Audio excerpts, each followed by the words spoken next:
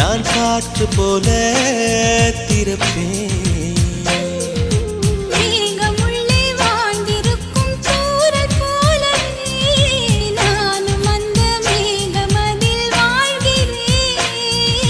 காற்றழுத்தம் போல வந்து நானும் உன்னை தான் முத்தமிட்டு முத்தமிட்டு போகிறேன்.